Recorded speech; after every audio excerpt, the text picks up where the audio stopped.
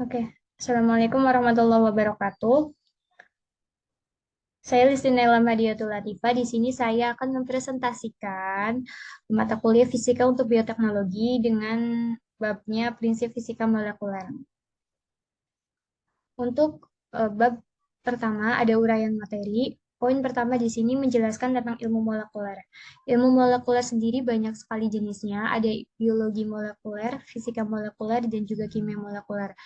Ilmu molekuler itu adalah ilmu yang mempelajari molekul bergantung pada fokus kajiannya. Untuk fisika molekuler sendiri, merupakan cabang ilmu yang mempelajari sifat fisik molekul dan ikatan kimia antar atom yang merekatkannya menjadi molekul. Poin selanjutnya adalah teori molekuler. Molekul merupakan sekelompok atom paling sedikit dua atom yang saling berikatan dengan sangat kuat dalam susunan tertentu dan bermuatan netral serta cukup stabil. Untuk teori molekuler ini bisa digunakan biasanya digunakan pada teori kinetik gas, kemudian ada di kimia organik dan juga bisa di biokimia. Poin selanjutnya membahas tentang struktur molekuler. Struktur molekuler merupakan sistem elektron terikat dan tersusun dengan lebih dari satu inti terpilih. Untuk mempelajari struktur molekuler dapat menggunakan bantuan radiasi elektromagnetik. Ketika suatu molekul berinteraksi dengan radiasi elektromagnetik, maka akan didapatkan sebuah spektrum molekul. Nah, radiasi elektromagnetik atau RIM sendiri adalah energi yang dipancarkan menembus ruang dalam bentuk gelombang-gelombang. Kemudian poin selanjutnya ada spektroskopi molekuler. Spektroskopi sendiri merupakan salah satu teknik analisa fisika kimia yang mengamati tentang interaksi atom atau molekul dengan radiasi elektromagnetik, menggunakan prinsip absorpsi, refleksi, dan emisi. Juga hamburan radiasi elektromagnetik oleh atom atau molekul untuk studi kualitatif atau kuantitatif atom atau molekul untuk mempelajari proses-proses fisikanya. Kemudian bab kedua ada fenomena pada bidang bioteknologinya. Fenomena pada bidang teknologi yang saya ambil di sini adalah pigmen tanaman. Penjelasannya, tanaman memiliki zat yang berfungsi sebagai pemberi warna yang disebut pigmen tanaman. Fungsi dari pigmen warna pada tanaman itu berbeda-beda. Salah satunya adalah klorofil. Klorofil sendiri merupakan zat hijau daun yang memiliki peranan besar dalam proses fotosintesis. Klorofil ini sangat sensitif dengan cahaya, terutama sinar dengan warna biru atau ungu dan merah, dan juga jingga. Penyebab warna hijau pada klorofil adalah ketidakefektifan penyerapan cahaya gelombang hijau saat matahari mengenai daun. Akibatnya daun hanya bisa memantulkan warna hijau saja. Nah, fenomena tersebut termasuk ke dalam interaksi antara sinar matahari interaksi antara sinar matahari dengan gelombang elektromagnetik dan juga molekul-molekul yang ada pada daun. Jadi, fenomena tersebut menggunakan prinsip fisika molekuler. Kemudian, bab selanjutnya adalah teknologi pada bidang bioteknologinya. Di sini poin pertama dijelaskan apa itu spektrofotometer.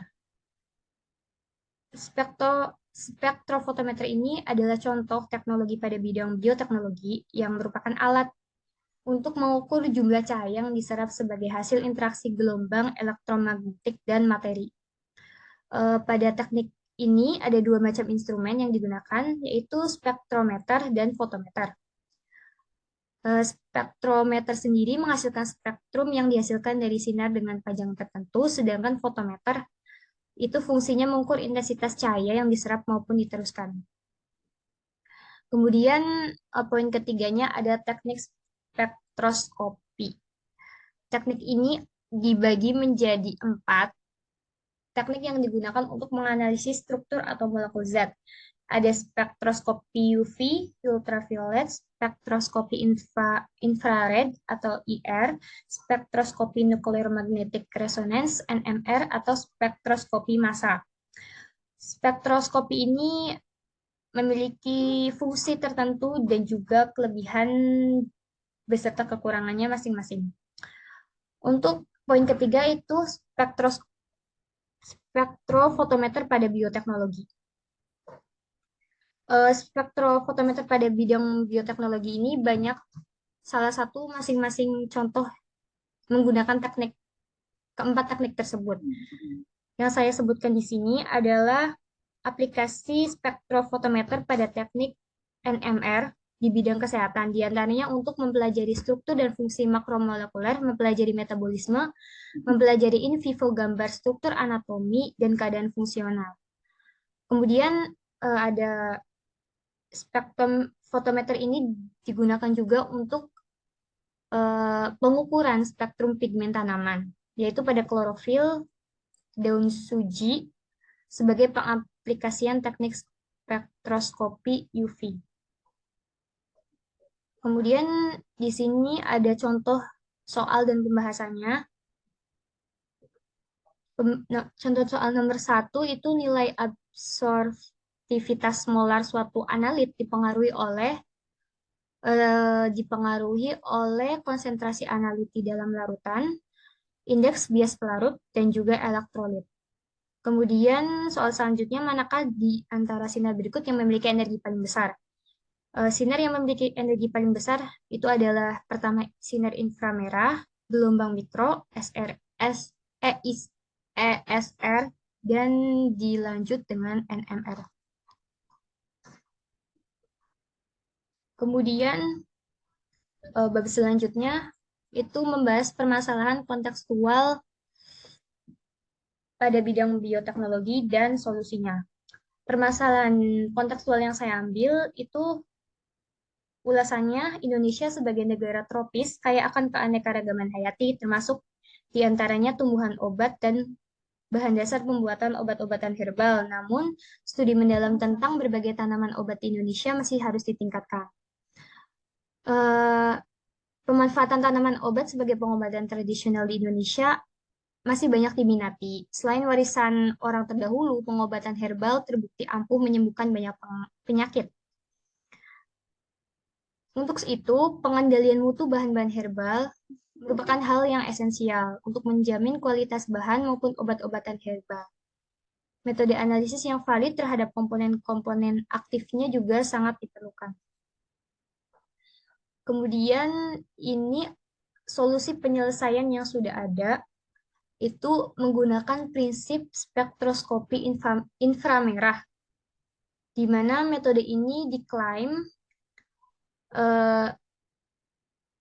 metode analisis yang cepat dengan preparasi sampel yang praktis. Metode ini juga tidak memerlukan pelarut organik karena sampel dapat dianalisis dalam keadaan padat tanpa perlu dilarutkan. Kemudian, ya metode ini digunakan untuk pengembangan bahan-bahan herbal dan obat-obatan tradisional.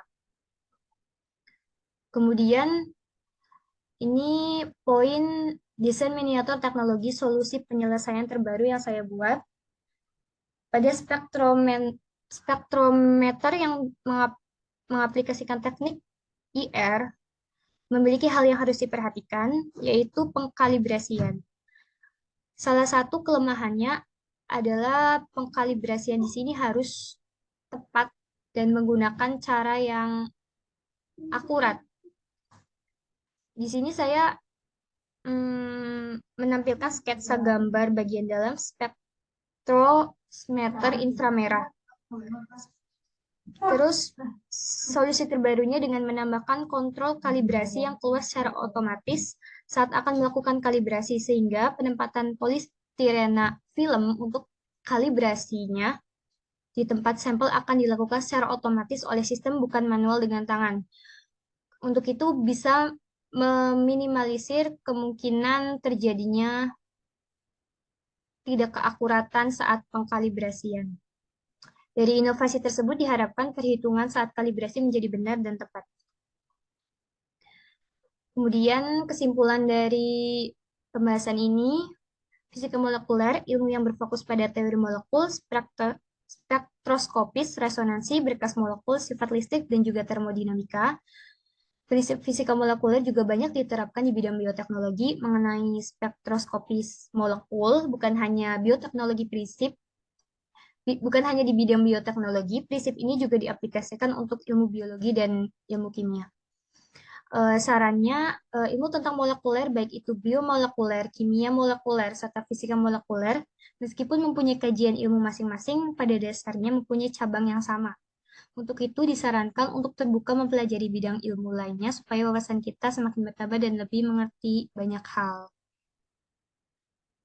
Oke, sekian dari saya. Arigatou gozaimasu. Assalamualaikum warahmatullahi wabarakatuh.